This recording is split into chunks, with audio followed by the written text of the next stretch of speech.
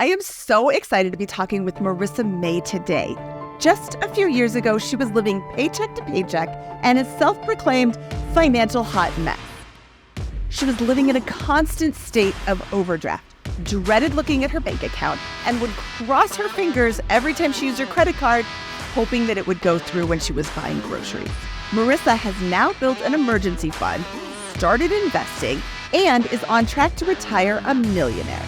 I can't wait for you to learn how she did it and show you how you can recreate her financial journey in your own life. Marisa, I am so excited to talk to you today. Hello, I'm excited too. Thanks for having me. So let's jump into your financial history as an adult.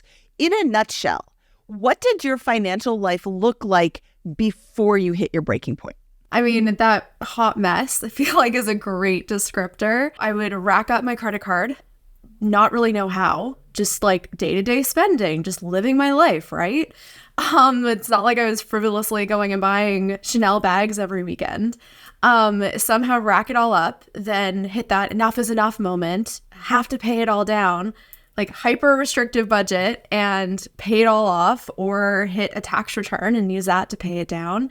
And then a couple months later, there I am again with the card racked up again and having no clue how it happened. And I just had no reality other than I'm just going to live paycheck to paycheck in overdraft and just I'm never going to be credit card debt free. Like, that's just not a thing. That's for me. That's for other people. Somehow other people have it figured out. Other people are good at math. Other people are good at money. That's just not me. This is a common thread that I have heard from a lot of people. I just assumed that debt would be part of my life, and I just assumed I would always be in debt. So what was your breaking point? Well, picture this. There I am in Las Vegas, and I'm Canadian. I'm over there in Vegas, and I'm curled up in a ball in the hallway of a conference center. You know that like stage past hysterical crying where it's just like completely shut down, paralyzed, just terror feeling where you can't even cry anymore. You're so like just shut down. Well, yeah, that's me curled up in a ball in Vegas because I was there for a work conference that was supposed to be covered and paid for by my employer. But I forgot I was paying in USD instead of Canadian dollars. And so I got some excursions and forgot to factor in the exchange rate. I accidentally got the dates wrong because it was a last minute trip and had a couple nights that I needed to fund at a hotel that I wasn't expecting. And just like this after this, after this, after this. So there I am curled up on the last night. Well, what was supposed to be the last night of my trip. And I have no hotel booked for that night. I don't know anyone in Vegas. And my credit card is not only like maxed, but over limit from this trip.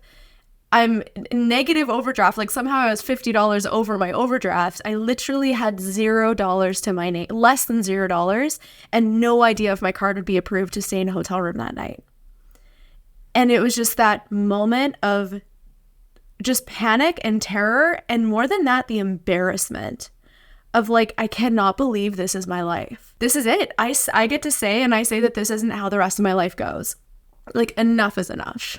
I'm getting heart palpitations just listening to that story because I know where you're coming from. I hear those, I'm desperation. Desperate times call for desperate measures. So I was fine. I made it to today. I'm still here. And yeah, I mean, like as far as the after that, like, do you want me to get into like what I did? I would love that. After that point, like that enough is enough moment, I'd already been poking around on TikTok, following content creators. Specifically, I was resonating with, I'd found a couple of Canadian content creators and neurodivergent content creators, because at the time I only knew that I was ADHD. I didn't know that I'm also autistic and have a math learning disability. I threw myself into personal finance and financial literacy, and I read over 20 books in the span of probably 8 months, and just was like, okay, the information has to be out there. And it was.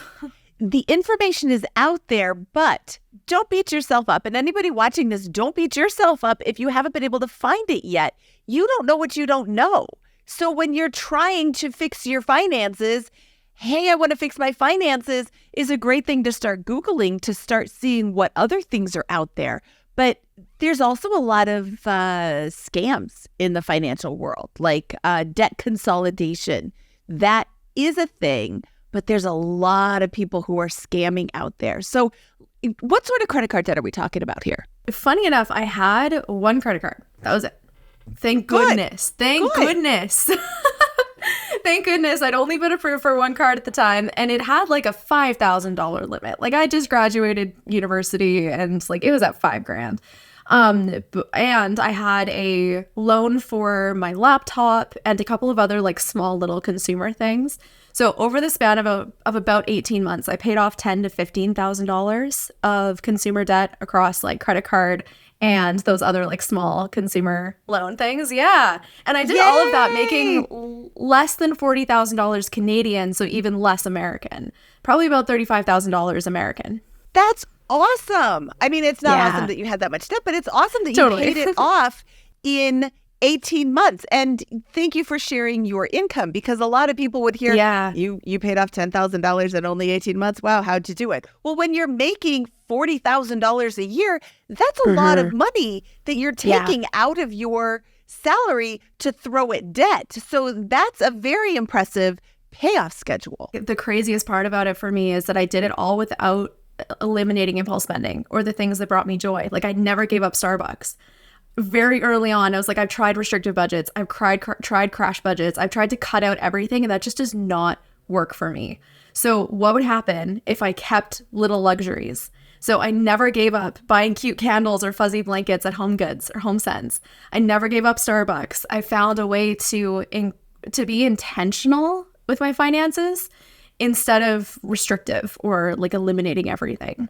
And that's honestly a huge part of what made the difference. Okay, now we're going to dive into that, because I think that's fascinating. Most people are like, okay, I'm going to pay off all my debt. That means no extraneous spending. How did you keep those in while still paying down debt? Lots of strategy pieces.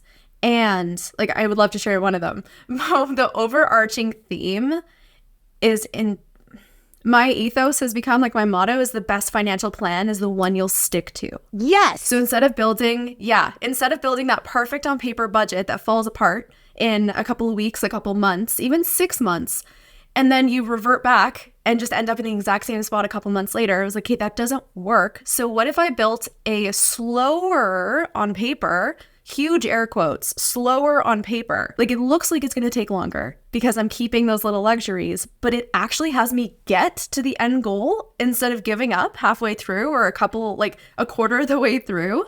I would so much rather do that. I want to actually enjoy my life and enjoy my world. And that is so much more motivating to me and has proven not only for me, but with my clients to like keep them on track. And one of the ways that I did this specifically with Starbucks, I would load a gift card at the beginning of the month, and that was my Starbucks allowance. So I would load $40 at the beginning of the month, and that was my Starbucks. And so I could use it whenever I wanted and not feel any guilt or shame or blame about using that gift card because I'd intentionally planned on spending that $40 on Starbucks. And then when it was done, it was done. And I could keep an eye on how much I had left. I could ration it, if you will. I don't like that word. That's very lack mindset. But I could be intentional with when I was getting a Starbucks, and I was in control of it. And it eliminated the shame and blame of getting Starbies, as I like to call it. Okay.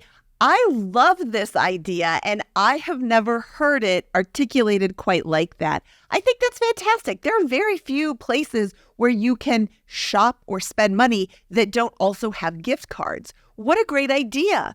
I'm going to spend $40 at Starbucks this month, and here's my $40. So that's all I've got. And if you don't spend it all, great, then it rolls over to the next month. And if you do spend it all, that was a conscious choice. Totally. And so for people who don't have that one place that they find that they feel like they can't spend at or shouldn't spend at, blah, blah, blah, setting even I'm going to buy a $50 Visa card, a prepaid Visa. And this is my intentional fun money where it does not have to make sense to anyone else what I purchase with this money. This is literally just for fun, impulsive, dopamine hit spending. And then that the shame and blame is gone because you've already set it up. You've already set that money aside. It's out of sight, out of mind. Let's talk about your debt payoff. Did you have a specific dollar amount that you were paying off every month, or did you have a specific percentage of your income that you were paying off, or how did that look? I focused on just my spending money and my fixed expenses. Like, okay, how can I hone in on these two areas and get to breaking even first? So what I have coming in is what I have going out. And then start to create wiggle room sustainably. So that step 3, I can actually wiggle because I've created the room. And wiggling is like actually funding the goals. So I used to try to wiggle before I had the room, and that was just overspending with a fancy name and just like looked better because I was overspending with credit card repayment. So what I was actually doing was I was focusing just on my spending money and fixed expenses and honing in on those and reducing those. And then at the end of the month, I'd be like, I'd have leftovers. And what I was doing at the time was I'd picked a percentage.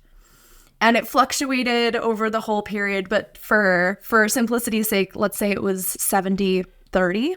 I would put 70% towards my debt repayment and 30% towards my other future-based financial goals.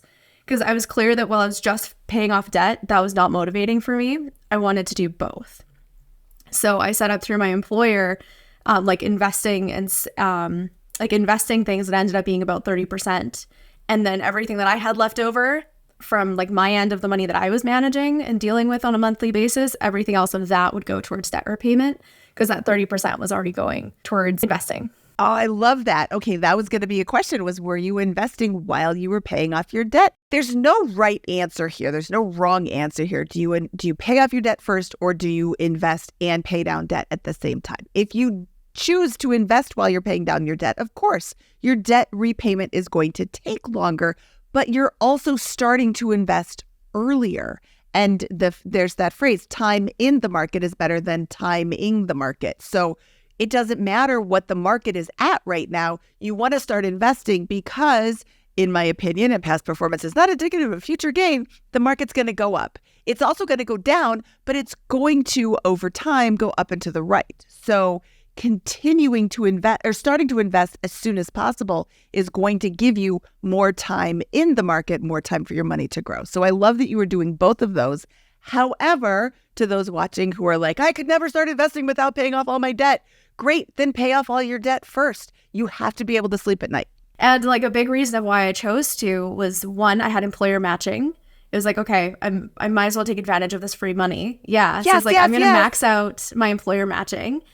And a part of it for me as well was building the habit and like getting to know and experience myself as somebody who was investing. Like that was something that for me personally, I just felt like I wasn't like fully adulting because I was missing out on that. And I had such FOMO that I was like, okay, I'm just going to invest a little bit and focus on debt repayment. And again, that was motivating and had me stay on track, which for me is the ultimate goal. So you said something that I thought was very interesting. You said, I hadn't seen if it was actually realistic, your repayment method a few minutes ago. I have frequently equated debt pay down to weight loss. Everybody knows what they're supposed to do. Stop eating junk food, stop spending so much money on stupid stuff that you can't afford, and, work out, stick to a budget. So everybody knows what you're supposed to do, but it's also completely unrealistic to expect yourself to go from eating out all the time and eating all the good foods like pizza and hamburgers and chicken nuggets and all the things that taste good and drinking beer and blah, blah, blah, to going to a life of just salads. And it's not fun to do that either. So being realistic with your self, with your motivation, with your ability to stick to something is going to be key to having it actually work. So let's talk about this big change. You went from paycheck to paycheck to paying off debt. Are you now debt-free? I was when I started my business. And managing business finances and investments in my business and like larger sums of money than I even made in a year, was it like a different adventure. And so now I have business debt that happens to be on credit cards. And would still say that as far as like the habits and what I built goes, consumer debt free. When you started this debt-free journey, what was the most significant change you had to make? Something that I didn't expect, which was getting that my self-worth and my net worth had been tied together and that doesn't work. So honestly, the biggest change that I had to make was believing in myself and untangling all of those beliefs that I had about myself and about money and about like my ability to manage money and what money, like what my worth, like what my net worth says about me, or like the morality around money, just all of that mindset work that I wasn't expecting. That can be a challenge. And it is a huge mindset shift. And I think you really need to be committed to the actual debt payoff process. And sometimes that means crying in a hallway in Las Vegas. Where am I going to sleep? Yeah. I like to say that working on the numbers alone wasn't enough for me, and working on mindset alone wasn't enough for me. Like I no matter how positively I was thinking, I still would not recommend anyone, and I could not manage my finances out of one bank account.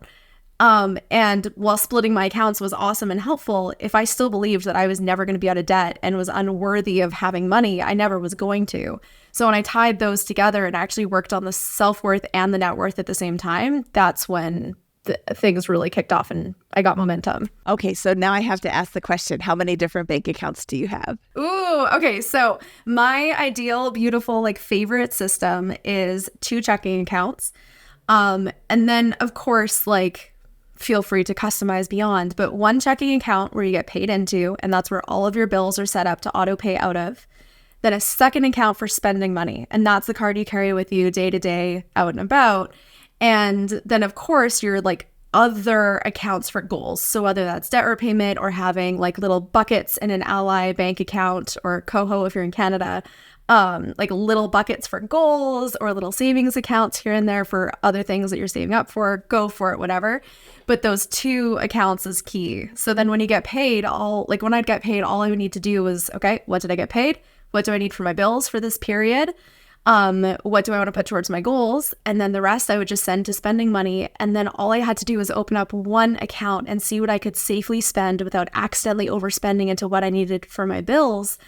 And that helped my neurospicy brain so much, being able to see the numbers. So let's talk about your neurospicy brain for a minute. Yeah. How does ADHD and autism and just neurodivergence in general factor into all of this? So heavily. I mean, it's a really interesting question for me, because it's hard to, on some level, it's even hard to determine, because it's all I've ever known. And it's not like, how does having a broken arm impact your finances? It's like my brain is how I perceive and look at everything. So all I can go off of is like the experiences I've heard from neurotypical people. But impulse spending is a big part of it. That sense of, I think everyone under the sun can resonate with, oh, I saw that thing, I really want it. And there's like a whole other level when it comes to neurodivergence of like intrusive, compulsive, like need to spend or buy that thing, or having, like we experience time blindness of like not knowing how much time has passed.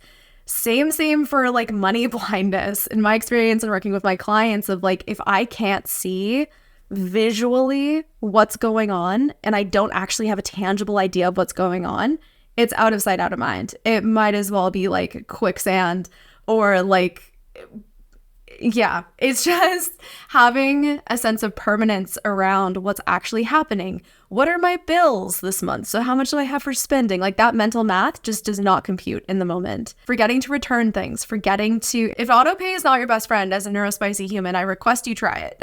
Because remembering to pay that bill, remembering that you're behind on that bill, which account do I need to pay that bill out of? Just all of the little executive functioning things that go into managing finances. It's a lot. Yeah, it can't be. And I think that if you have neurodivergence, I'm not neurodivergent, so I'm trying to use the right words. Please correct me if I'm not. But if you have neurodivergence, this is not anything to be ashamed of. This is a fact And you need to embrace this fact and work within the limitations that it places on you. Or the I said the difference is. The difference is because if you're going to forget to pay a bill, that is also a fact. You're going to forget to pay a bill, and that's going to affect your credit score. Primarily, we have an American audience. Do they have credit scores in Canada? Oh, yeah. Okay. We even use 2 of the same credit bureaus. Yay. Okay. So that's going to affect your credit score in a negative way. Why? If you know you're neurodivergent and you don't want to have a negatively affected credit score and you have bills that come up all the time, go to your bank.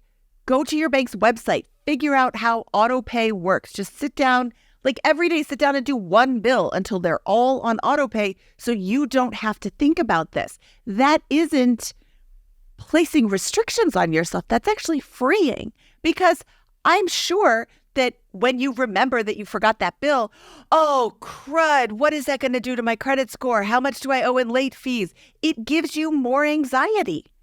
Take that away and put it on auto pay. I love that. Marisa, what advice would you give someone looking to pursue financial independence? My suggestion would be to find someone who's done what you are out to do and hone in and try what they're up to. Like, find that book that really resonates and read it twice. Read it cover to cover, read it twice, implement what they suggest, and see if that floats your goat. And yes, I said goat. But give it a shot, like hone in on something and run with it. Because something that I hear time and time again from people getting started is that experience of like, I know I'm trying to build a puzzle, but I'm pulling puzzle pieces from all these different places and I don't even know what the puzzle looks like that I'm trying to build. So whether it's Mindy, whether it's me, whether it's like whoever, whether it's like Ramit Sethi, finding that person that you resonate with their story and what they've done and just like hone in on that for a little bit and try it to see if it works for you. And if it doesn't, try something else. But I think we have a habit of hopping from thing to thing to thing to thing to thing and waiting for something to just kind of magically work or fix the problem, versus actually diving in on something and doing the work to have it work. Doing the work is a very important part of that statement that you just made. So I'm just going to underline it twice, because doing the work is the most important. And if you have a blogger that you have stumbled across and you all of a sudden decide, I don't really like what they're saying, there's another blogger. I talk to people all the time, podcasters, YouTubers, bloggers, and they're like, oh, is this space filled? Is it oversaturated? Nope. There's a voice for everyone. Or maybe there's not. Maybe there's a need for, not maybe, there is a need for someone who understands the neurodivergent mind. I don't, because I'm not neurodivergent. So I can't speak to the experiences that a neurodivergent content creator can. My voice isn't going to resonate with everybody, and that's okay. I just want the content out there in the form that someone can understand it. So I love that there are so many voices out there saying similar, sometimes very different things, and find the person that speaks your language and listen to them. I love that. I love that so much. Marisa, this was so much fun. Thank you for your time today. It is always good to talk to you. Where can people find you online? Yeah, so on basically any platform, you can find me at Financial Badassery. It's usually financial.badassery, or my website is the same. And just to throw out there, I actually happen to work with mostly American clients right now. So if you're in the States, don't let that stop you from reaching out as well. Oh, I love that. Yeah, I didn't realize that you worked with American clients too. That's fantastic. Yeah, definitely check her out. She is everywhere. I Googled Financial Badassery and found a ton of links. They all link to her. That's me, and tons of free resources as well in there. Up the wazoo, resources Up the everywhere. Wazoo. That's awesome. All right. If you liked this video, please click the thumbs up and don't forget to subscribe to this channel for more inspiring fire stories like Marisa's. This is Mindy Jensen signing off.